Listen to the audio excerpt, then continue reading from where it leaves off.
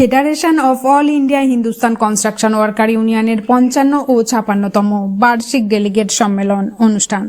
Federation of all India Hindustan construction worker ইউনিয়নের ৫৫ ও ৫৬তম annual delegate conference অনুষ্ঠিত হল ২২ ও ২৩ ডিসেম্বর ২০২৫ তারিখে সল্টলেকে আইএস সেক্টর 3 এলাকার ঐকতান প্রেক্ষাগৃহে এই সম্মেলনের আয়োজন করা হয়।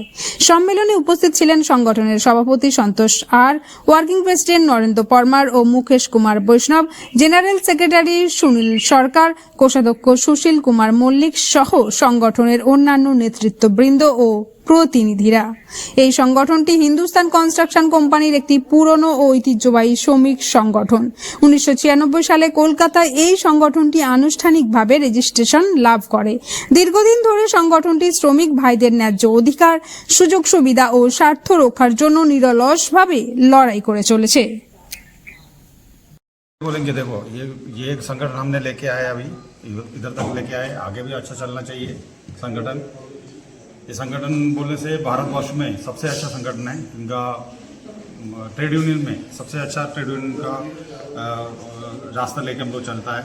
हमें कोई ऐसे ज़्यादा ये नहीं, हम हमारा कंपनी से डिपेंडेबल है और बहुत बढ़िया से इसको लेके चला अभी तक, आगे भी इसको बढ़िया लेके चलाना है। और उनका नया कमेटी मेंबर्स को यही मेरा आश्वासन है कि ताकि ये अच्छी तरह से लेके चले। আমার নাম Sunil Sarkar, all India federation general secretary. আর পার্টি তো আমি স্টেটের কোর কমিটির মেম্বার আছি তৃণমূলের। আমার সঙ্গে সঙ্গে আমার প্রেসিডেন্ট আর সন্তোষ আছে, ওয়ার্কিং প্রেসিডেন্ট পরমার আছে উত্তরাখণ্ড থেকে, তিনি এসছে মহারাষ্ট্র থেকে। আজ কনফারেন্সের ব্যাপারে কি বলবেন? না, কনফারেন্সে ডেলিগেট কনফারেন্স আমাদের অ্যাকচুয়ালি আমরা কালকে আমরা থাকার প্রচণ্ড অসুস্থ, আমরা নেক্সট মিনিটকে আমরা ট্রাই করেছিলাম আসার জন্য।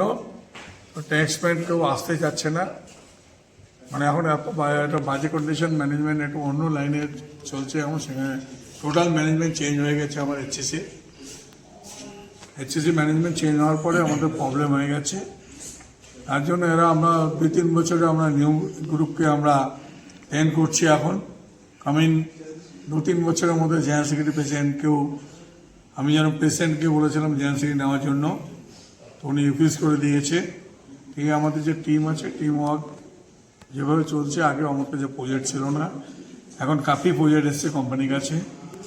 কোম্পানি এক টাইম এরকম হয়ে গেছে বন্ধ। হিন্দুস্তান কনস্ট্রাকশন হলো খুব বড় কোম্পানি, বাট কোম্পানির একটাই দিয়ে মালিকের নীতি দেখেছি।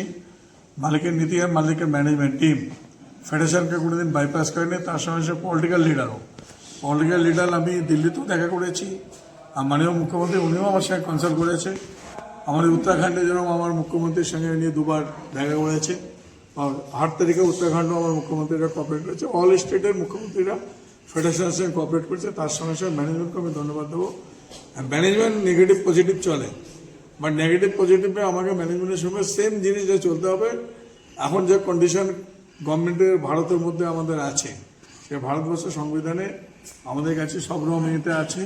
আমরা আশা করি সবই কোম্পানিকে এইচসিসির মতন ওয়ার্কারকে বেনিফিট দেওয়া হোক।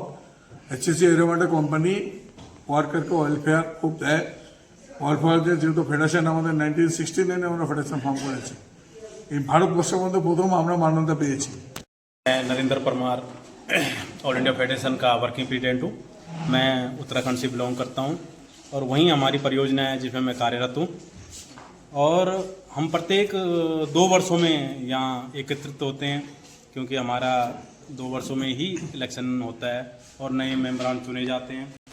ये संगठन एक महासंगठन है जो हमारे हिंदुस्तान कंपनी में हर ब्रांच में, हर शाखा में। ये बहुत पुराना संगठन है जो मजदूरों के हितों के लिए कार्य करता है पूरे भारतवर्ष में।